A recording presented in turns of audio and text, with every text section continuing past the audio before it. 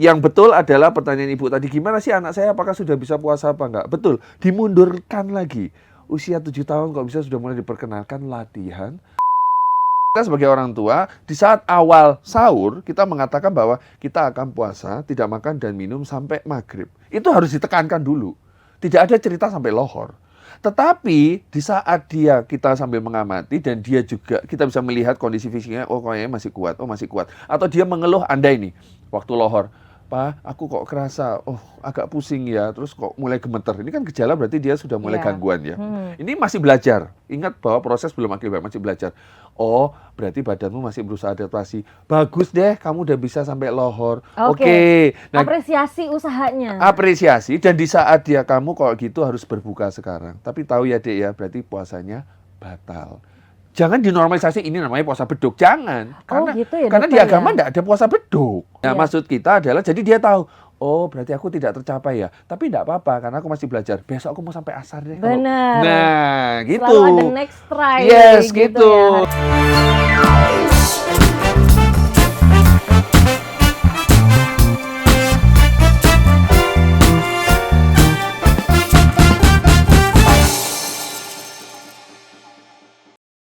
Assalamualaikum warahmatullahi wabarakatuh. Bersama saya Hefty Suud di studio Tribun Jatim Network. Hari ini spesial ya karena menyambut bulan Ramadan 1447 Hijriah atau 2026. Ini di studio Tribun Jatim Network sudah kedatangan Dr. Muhammad Reza Usman SPAK. Selamat datang dokter di studio Tribun Jatim Network. Terima kasih Mbak undangannya. Iya, ini kebetulan di studio Tribun Jatim Network sudah kedatangan dokter spesialis anak ya. Yes, betul. Nah karena ini mau masuk bulan puasa nih dokter ya, sebentar lagi kita udah mau puasa. Ya. Nah yang mau saya tanyakan di sini adalah persiapan puasa buat anak-anak gitu. Apakah mereka tuh emang seharusnya udah saatnya ikutan puasa atau enggak dulu dokter? Ya, semoga jawaban saya bisa mewakili dari tenaga medis ya. Ya. Karena biasanya diskusi kayak gini kalau di pengajian tuh Pak Ustadz yang bawain gitu ya. Iya. Gitu ya. Nah, jadi saya takut salah ngomong nih antara medis. Saya mau nanya soal kesehatannya gimana, terus Betul. mempersiapkan supaya dia tuh kalau mau ikut gimana caranya gitu dokter. Oke, ya. Jadi kebetulan karena bidang saya sih di dokter anak ini, jadi pertanyaan ini sebenarnya sudah cukup booming apalagi menyambut puasa. Ya. Semua dokter anak seolah-olah menjadi pertanyaan, dokter bentar lagi puasa boleh nggak sih anak saya ikut gitu ya. Ya, karena mereka juga menanyakan, kalau toh boleh, yang gimana sih gitu. Saya pikir sebetulnya pada prinsipnya begini, puasa pada anak-anak, kalau kita hubungkan dengan hukum keagamaan gitu ya, apakah dia sudah masuk di usia yang kewajiban atau belum? Ya. Itu dulu yang harus kita pastiin. Karena usia anak-anak, itu sebetulnya dokter anak menetapkan adalah usia 0 sampai 18 tahun. 0 sampai 18. Yes, jadi kalau diomong anak-anak apakah boleh, anak-anak yang usia berapa? Ya, kita harus pastiin dulu. Kalau dia anak-anak yang dalam tanda kutip supaya mudahnya, kalau kita di bidang anak itu sudah timbul gejala-gejala dari pubertasnya sudah ada secara medis gitu ya. Tetapi karena peraturan puasa ini juga keluar sebagai sebuah arahan ibadah keagamaan, terutama agama Islam gitu ya, sehingga yang sudah mengalami akil balik. Yes. Yang wajib itu. Yang wajib gitu ya. Nah, kita bicara sama orang tua, anaknya ibu udah akil balik apa belum? Kalau belum, maka jangan bertanya bagaimana melatihnya. Tapi bagaimana triknya supaya puasa bisa dijalankan dengan baik karena sifatnya sudah menjadi sebuah kewajiban. Ya kan sekarang akil balik kadang-kadang usianya sudah mulai agak maju. Dulu rata-rata usia 10 sampai 13 tahun lah ya. Kalau perempuan baru datang bulannya pertama kali gitu ya. Mau maaf sekali juga kadang-kadang kalau patokannya pada laki-laki yang sudah mimpi basah begitu. Itu rata-rata usia segitu. Tapi sekarang bahkan sudah banyak yang datang bulan di usia 9 ya. Kadang-kadang ya itu yang kita harus juga khawatir pemeriksaan. Tetapi dalam posisi kalau sudah wajib, maka Anda membuat anak-anak belajar puasa, nah itu yang menjadi tidak sinkron. Supaya kenapa? Sudah wajib jangan baru belajar puasa. Jadinya menjadi sebuah tenar istilah puasa beduk. Kan puasa baru sapi juga ada dokter. Oh gitu ya, saya baru dengar ada puasa sapi. Puasa sapi itu habis puasa terus dilapi gitu. Iya. Ini seolah puasa full. Iya, ini saya baru dengar dari ini ibu-ibu apa? Iya kata ibu-ibu milenial mungkin puasa sapi ya. Jadi istilahnya salah jika baru melatih anak-anak di waktu wajib puasa, ternyata dia baru dilatih jadi puasa sapi. Kan baru pertama kali, Dok. Nah, jadi yang betul adalah pertanyaan Ibu tadi, gimana sih anak saya apakah sudah bisa puasa apa enggak? Betul, dimundurkan lagi. Usia 7 tahun kok bisa sudah mulai diperkenalkan latihan berpuasa. Nah, latihan itu metodenya betul-betul kompleks karena kita tahu anak-anak itu kan lagi senang-senang bermain, senang makan, senang jajan gitu ya. Disuruh berhenti makan, ngapain gitu-gitu. Nah, jadi kita perlu period very long time karena kita tahu latihan puasa itu di bulan Ramadan rata-rata. Jadi setahun sekali. Momentum yang tepat. Sehingga satu, kita harus perlihatkan role model. Jadi jangan sampai, mohon maaf gitu, orang tua jika pengen anaknya bisa pandai untuk latihan berpuasa, supaya nanti waktu usia akil balik, memang puasa betulan dia sudah biasa. Karena udah latihan. Nah, kasarannya kita itu sebelum mau ujian, ada dong latihan belajar ya. Latihan. Nah, ini maksudnya sebelum dia ujian betulan atau puasa betulan, maka dia ada latihan. Nah, latihan ini bisa dilakukan rata-rata banyak yang jadi pertanyaan, usia berapa? Saran kita adalah usia di mana dia usia sekolah SD. Kenapa dia diizinkan sekolah SD? Karena dia memiliki psikologik dan kemampuan fisik yang sudah bisa tepat secara sosial, diajak bisa pola berpikir, bisa diajak negosiasi dan menerima arahan dengan baik. Karena kalau di bawah itu mindsetnya adalah masih belum bisa berpikir sisi baiknya. Kalau dia diberikan arahan, maka kalau dia tidak suka, dia akan reject, tantrum. Jadinya akan menjadi khawatirnya traumatik sama puasa. Kenapa puasa menyiksa? Kok harus ya? Jadi seolah-olah kan dia akan menjadi bad history terhadap puasa itu sendiri. Benar. Jadi pertama role model ya pada anak-anak di atas 7 tahun, perlihatkan Anda konsisten puasa itu bahwa menyenangkan. Jangan di depan anak ngeluh, aduh capeknya puasa ini lapar. Nah itu kan menjadi, puasa itu ternyata menyakitkan ya gitu loh. Jadi kita sebagai orang tua serba salah gitu. Nah terus kemudian yang kedua, yaitu kita memastikan memberikan pengertian background apa dasar puasa itu sebetulnya. Itu penting ya dokter? Harus banget. Itu kenapa bagaimana di rumah harus ada komunikasi dulu. Jadi kayak kita berbicara sekarang talk show, kalau bisa di rumah talk show sama anaknya. Jadi bilang, kita cari ya mungkin ada berita-berita atau mungkin liputan atau ada kabar di media gitu. Oh nak, bulan Ramadan ini gitu ya, itu adalah bulan ibadah untuk orang muslim berpuasa. Semua lo melakukan, kamu nggak pengen gitu loh ya kan. Semua anak bermain, kamu ikut. Semua anak berpuasa atau kita orang muslim berpuasa nggak pengen nyoba. Nah, kita mempersuasi itu, memperkenalkan dengan alasan bahwa kamu udah pinter sholat, kamu lihat bapak biar ibu dia sholat. Kepo dulu gitu ya, kita harus buat dia semenarik apa sih. Jadi kan dia pengen nyoba begitu gitu ya. Terus habis itu yang terakhir adalah memastikan fisiknya. Nah, itu yang paling sering dilupakan. Memastikan fisik gimana? Adik sehat, kuat, nggak bisa kayak gitu. Salah satunya kita mungkin Bapak Ibu kalau mungkin cukup concern sekali bagaimana tentang berat badan anak ini sudah termasuk gizi ideal apa belum ya. Baik. Tinggi badannya sudah oke apa belum? Ada nggak beberapa penyakit yang mendasari, misalnya mohon maaf penyakit jantung ya atau penyakit dia ada kencing manis pada anak dan ginjal. Nah, itu jangan takut untuk dilakukan pembelajaran. Selama jangan lupa konsultasi memastikan dulu sama terdekat dulu karena kondisi khususnya kepada dokter anak Anda. Begitu. Jadi secara psikologiknya, kemudian yang kedua adalah bagaimana interestingnya dia tentang ilmu keagamaan puasa, yang terakhir adalah fisiknya. Yes. Dan itu nggak bisa cuman kayak masih kuat nggak puasanya? Nggak bisa. Udah kalau kuat lanjut, enggak ya? Nggak bisa. Orang tua yang harus take control ya. Betul. Apakah dia harus makan atau enggak? Yes, bahkan kita harus mengedukasi. Kalau umur 7 tahun udah bisa diajak ngomong nih soalnya. Bisa, harusnya ya. Dan yang selanjutnya juga bisa mengeluh. Karena kalau di atas 7, di bawah kurang dari 7 tahun kadang-kadang perut lapar dia ngomong perut sakit. Kan dia masih bingung ya gitu. Kalau SD kan sudah ngeh, makanya kemapanan dan kematangan itu juga kita tuntut gitu. Sehingga adik kalau kerasa pusing, kalau kerasa gemeteran atau keringet dingin gitu ya, atau perut sakit bilang ya. Nah, dan ini yang harus ditekankan sama orang tua. Karena itu kadang anak-anak jadi tertekan karena aduh, kalau dia ada yang betul-betul semangat pengen puasa penuh kayak bapak ibunya. Tapi terpaksa dia harus buka lohor, dia sebetulnya malu. Waduh, aku kok eman ya, mestinya aku bisa gitu. Sehingga dia gengsi, akhirnya dia meneruskan dan akhirnya dia badannya nggak kuat. Apalagi disindir-sindir gitu nggak bagus ya dokter? Yes, kan kamu masih puasa separuh. Nah itu kan menjadi situasi bahwa itu inferior ya daripada padahal kan ini masih latihan.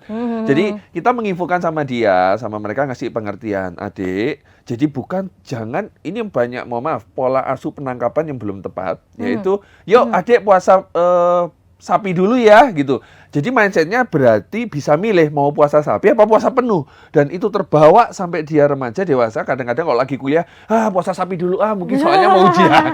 Jadi menormalisasi puasa sapi. Iya, iya. Iya, padahal maksudnya bukan begitu. Nggak tahu reasonnya dia. Nggak tahu reasonnya kenapa.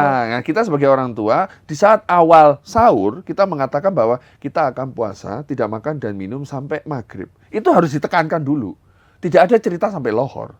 Tetapi di saat kita sambil mengamati dan dia juga kita bisa melihat kondisi fisiknya, oh kayaknya masih kuat, oh masih kuat. Atau dia mengeluh andai nih, waktu lohor, Pak, aku kok kerasa, agak pusing ya, terus kok mulai gemeter. Ini kan gejala berarti dia sudah mulai gangguan ya.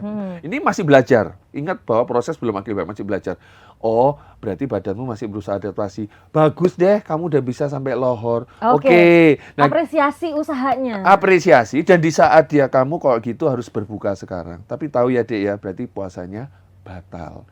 Jangan dinormalisasi ini namanya puasa beduk. Jangan. Karena di agama enggak ada puasa beduk. Oh, baik. Ya, jadi supaya nyambung sama agamanya. Jadi jangan sampai medis sama agama ini jadi berlawanan. Iya. Nah, maksud kita adalah jadi dia tahu, oh berarti aku tidak tercapai ya. Tapi enggak apa-apa karena aku masih belajar. Besok aku mau sampai asar deh. Benar. Nah, gitu. Selalu ada next try. Yes, gitu. Ya. Hari ini gagal, boleh besok coba.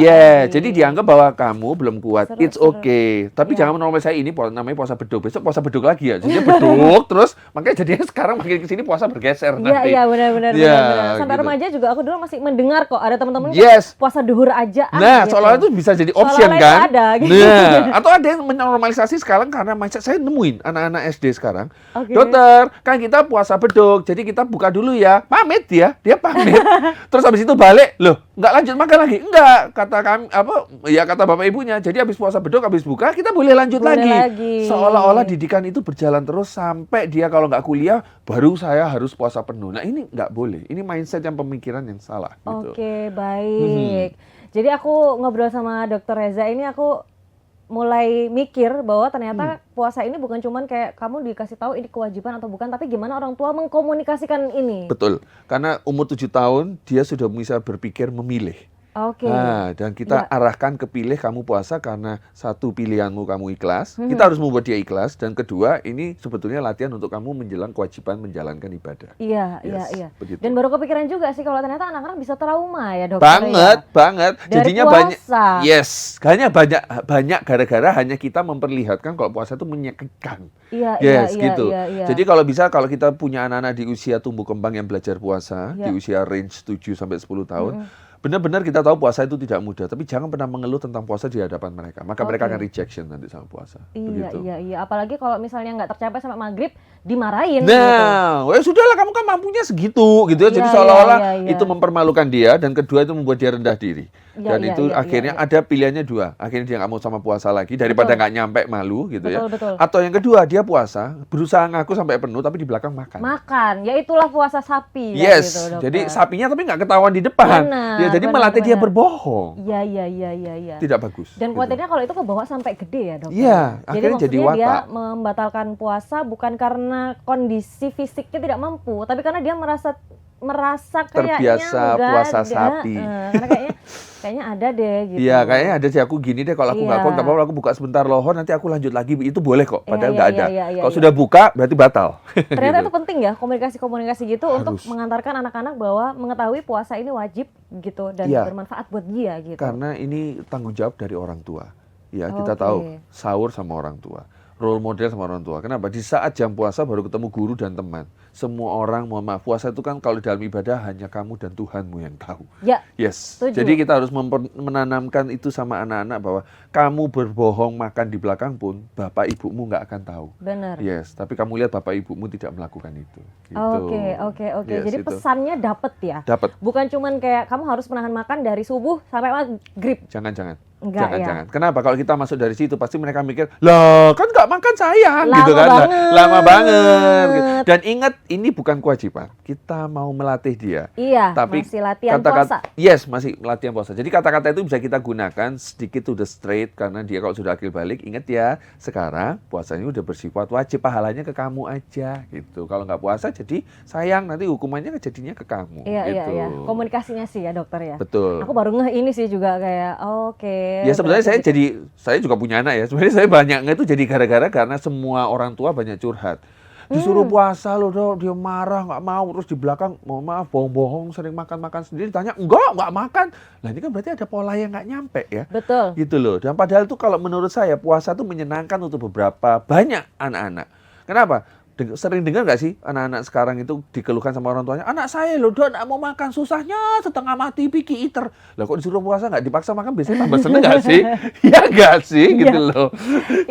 Tapi itu cara yang salah. Sebetulnya cuma memastikan bahwa anak-anak itu kalau sesuatu yang senang bahkan dia main pun lupa makan. Iya kan? Dia main bersama temannya lupa makan. Dia ketemu teman-temannya happy-happy, ayo makan nanti aja. Jadi kalau dia senang sebetulnya bisa melakukannya dengan senang hati. Betul. Menarik. Yes. Intinya dia senang dulu, tidak merasa terintimidasi. Betul. Gitu ya. Itu yang bedanya mempraktekkan puasa pada anak. Jadi kita harus membuat dia senang dulu sama puasanya. Jangan dipaksa harus nurut karena ini wajib, pokoknya wajib disuruh agama. Itu kenapa puasa menjadi sebuah tantangan sampai ke depan gara-gara kadang-kadang dia diterapkan bahwa puasa itu kayaknya melelahkan, menyakitkan gitu. Dan gimana ternyata orang tua itu mengajarkan puasa ke anaknya sejak dini itu ngaruh juga sampai nanti dia gede ya dokter. Itu kayak bekal sebuah agama menurut saya. Ya, jadi sebetulnya puasa, sholat itu dimulai dari rumah. Role modelnya gimana? Ya, gitu ya. Itu yang dipentingkan. Gitu. Tapi kalau dari segi kesehatan sendiri nih dokter, puasa itu bermanfaat nggak sih buat anak-anak? Banget. Latihan puasa? Sebetulnya latihannya ya, kita bicara latihan latihan ya. puasanya. Satu, kalau kita bicara latihan puasa, yang jelas kita membuat anak latih untuk disiplin. Di saat itu kita bisa dapatkan dia mampu dan puasa, kita menemukan celahnya bagaimana mau melatih dia rajin kerjain PR itu gimana, rajin jam bangun untuk ibadah pagi itu sholat gimana. Karena nanti kita lihat bahwa kalau kita menertibkan waktu latihan puasa berarti dia harus sahur. Nggak boleh nggak sahur. Ya. Yes. Dan sahur itu rata-rata kan jam 3 menjelang jam 4. Bayangin kok dia baru tidur jam 10, pasti susah dibangunin. Susah, yang dewasa aja susah juga. Jadi otomatis tidur malamnya jadi disiplin. Ya. Nah, kalau tidur malam mau disiplin, PR-mu harus selesai sebelum tidur. PR jadi disiplin. Jadi otomatis kalau mau PR-nya selesai sebelum maghrib, setelah maghrib kamu ngerjain PR, berarti sebelum maghrib harus sudah di rumah, sudah mandi, dan persiapan sudah baik-baik di rumah. Kalau posisinya mungkin ada yang suka main di luar dan lain-lain, kamu akan bermain di sore hari boleh. Tidur siang pulang sekolah. Semua akan tertata dengan otomatis. Karena jam sahur sama jam buka nggak bisa ditawar. Betul. Yes, jam tidur sering ditawar, jam makan sering ditawar, jam sahur sama jam buka tidak bisa ditawar. Ya, puasa jam segitu kamu mau sahur mau enggak puasa jam, makanya kita tanamkan dia. Ingat ya, kalau kamu telat tidur, kamu telat makan, jadinya sahurnya akan terlambat, kamu akan nggak enak sendiri, puasanya jadi nggak nyaman. Ya, jadi disiplin kita akan dapatkan. Sisi kesehatan apa yang bisa didapatkan di tubuh? Sebetulnya kita akui bahwa dari beberapa penelitian gitu ya, yang kita paham adalah perbedaan antara puasa sama yang kita paham ada beberapa intermittent fasting ya gitu ya. Jadi kalau puasa itu yang kita tahu adalah betul-betul dry, no food. Jadi ya enggak minum, enggak makan. Beda sama intermittent fasting, boleh makan, boleh minum di jam-jam tertentu, tetapi tidak minum juga. Ya, semua kayak minum. Intermittent fasting itu hanya tidak makan. Sehingga ini tidak disarankan untuk anak pada usia tumbuh kembang karena ada jam-jam metabolisme sel begitu ya. Oke. Jadi kalau kita namanya melatih, maka kalau sampai saat dia sudah bisa melakukan penuh, satu hal pada prinsipnya sudah beberapa jurnal membuktikan, selama anak itu tidak ada gangguan nutrisi, tidak ada terbukti yang setelah melakukan puasa menjadi gangguan nutrisi. Iya, kenapa? Satu, di saat dia sahur, terpaksa dia harus makan dengan full package isi piringku supaya dia nggak kelaparan nanti siang. Sehingga nutrisi terpenuhi. Disarankan mendapatkan menu sahur tersebut yang sifat long glikemiknya panjang. Jadi kenyangnya panjang. Apa tuh misalnya dokter? Contoh bisa kita pakai adalah nasi yang karbohidratnya nasi merah. Nah, jadi dia tidak langsung high glycemic langsung, jadi terserah pelan-pelan sehingga bisa tersimpan untuk full keseharian energi dan glikemiknya begitu ya.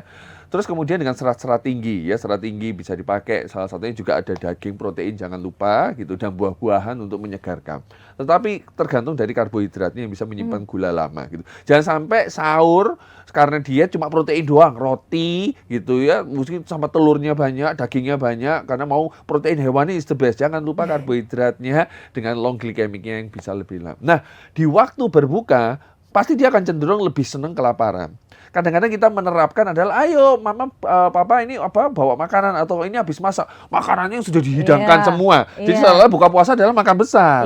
Nah itu jangan disuguhkan dulu. Kenapa? Supaya nggak betul-betul spike glikemik. Jadi suguhkan manis betul, tetapi secukupnya supaya memastikan glikemiknya supaya naiknya perlahan. Es belewah gitu boleh? Lah, es belewah, ya mungkin es buah gitu ya. Bahkan yang jadi sunnah katanya kurma 2 biji, mulai dilatih, nggak apa-apa, dia suka, nggak apa-apa. Atau buah porsi kecil dulu gitu.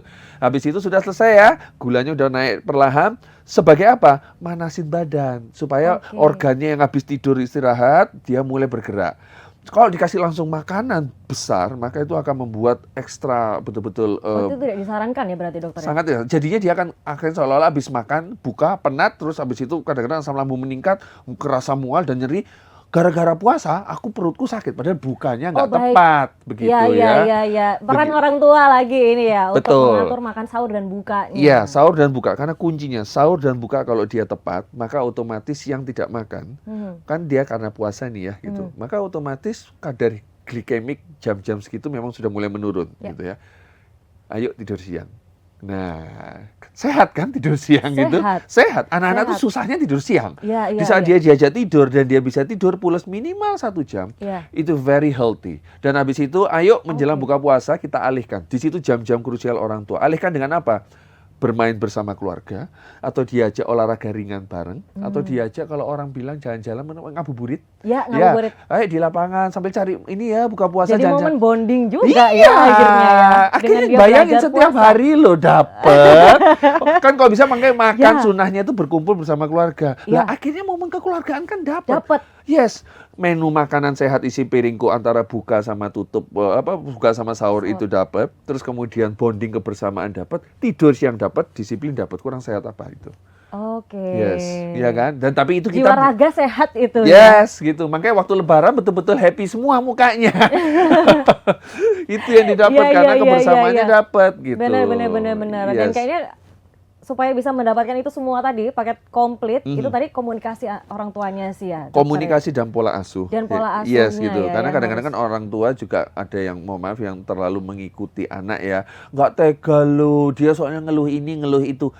Kalau dia ngeluh lapar mungkin nggak, kita aja lapar ya pasti kerasa kan. Dan anak kecil kan ngeluh, itu yang mereka takutkan juga. Ngeluh sama gejala yang dijumpai memang sudah kelaparan yang menimbulkan dampak berbeda. Kalau ngeluh tapi dia masih bisa hahi dan ngeluh dan juga ngomel-ngomel, berarti gejala badannya kan nggak apa-apa. Fisiknya bisa. Fisiknya gitu dia cuma ngomel gitu kan. Dia nggak biasa aja. Nah, nggak biasa aja. Caranya harus dihadapi, jangan diturutin. Kenapa? Gini, ya sudah, ayo jalan-jalan, cari-cari buka puasa, yuk ya, siap-siap. Jadi dialihkan perhatiannya. Ini support orang tua yang betul-betul harus ada, kan latihan gitu ya, betul. Gitu. Terus kan karena di masa latihan ya dokter ya, mungkin kan dia masih baru pertama kali nggak makan nih, mungkin kayak badan mungkin merasa lemes, jadi lesu gitu dia Itu ada nggak cara supaya orang tua tuh bisa mengatasi hal-hal kayak gitu? Ya, kita harus evaluasi banget kalau dia sampai lemah, letih, lesu, berarti gejala tubuhnya kelihatan ya, betul-betul dia lemas. Orang tua secara didik harus bisa memahami tanda kegawatan di rumah. Itu pastikan dulu. Ya, satu dipegang nadi, ibu-ibu pegang. Nadinya ibu sekarang pegang di ujung bagian jempol, bagian bawah pangkal. Ibu akan terasa denyutan. Itulah nadi.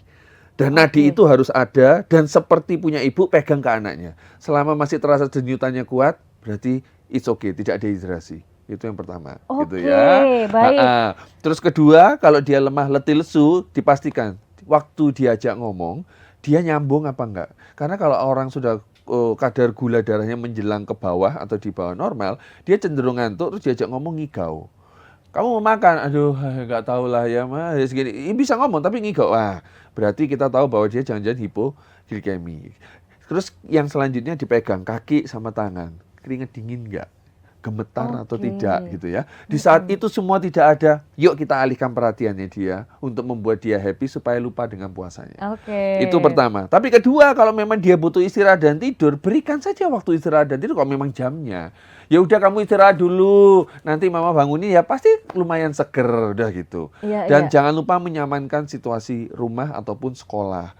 Termasuk yang biasanya sekolah-sekolah yang paham itu sudah memahami bahwa jam Iya. olahraga disesuaikan, jangan terlalu diforsir ya. Iya. Ada jam istirahat tidur siang. Ada tuh sekolah yang mulai menerapkan tidur siang di sekolahnya itu juga Iya, ada bagus gitu sih ya. itu sih ya dokter. Terus di rumah ya dilihat-lihat lah kalau memang saudara lagi panas banget gimana caranya dibuat sejuk supaya dia juga nggak kehausan. Kalau misalnya sejuk dingin banget pas hujan gitu nyaman buat tidur ya tidur deh istirahat nabung lumayan supaya bisa kuat nanti dilanjut waktu Oke. sampai selanjutnya Oke, gitu. menarik ya. Berarti orang tua nggak cuman ya itu tadi nggak cuma nanya kuat nggak gitu, tapi perlu Nggak boleh. memahami tanda-tanda di tubuhnya gitu Iya, ya. itu tanda fisiknya jangan lupa. Tanda Iya, fisiknya tanda yang fisiknya. harus diingat-ingat Harus ya, diingat-ingat, dokter jangan ya? juga dipaksain. Kamu nggak kuat ini sudah, ayo ditahan. Tapi kita nggak tahu ternyata Oke. udah ada beberapa tanda Bener, kegawatan bener. begitu. Nah takutnya kalau ditahan-tahan akhirnya ya trauma itu tadi dokter Yes, jadinya karena iya. fisiknya benar-benar nggak kuat, Nggak tapi kuat orang tapi tuanya dipaksain. maksa. Ini kan latihan, tenang Bener, aja, bener, stay bener. cool ini masih latihan Iya, gitu iya, kan iya. gitu. Terus kalau menurut dokter Reza, hal penting apa yang perlu diingat orang tua saat anak pertama kali belajar puasa?